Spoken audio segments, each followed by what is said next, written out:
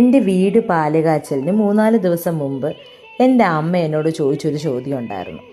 നിനക്ക് എന്തേലും തന്നെ വെച്ചുണ്ടാക്കാൻ അറിയാമോടിയെന്ന്.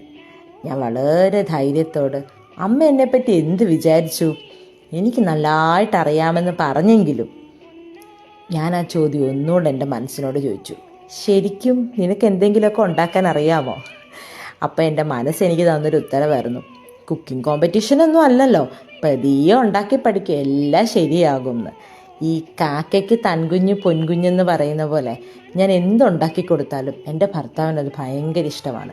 പക്ഷെ എൻ്റെ മോള് ക്രിട്ടിസൈസ് ചെയ്യാറുണ്ട് കേട്ടോ, അത് ശരിയായില്ല ഇത് ശരിയായില്ല എന്നൊക്കെ.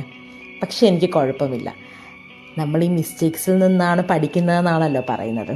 ഇതൊക്കെ വലിയ കാര്യമാണോ എന്ന് ചോദിച്ചാൽ എനിക്കറിയത്തില്ല കേട്ടോ.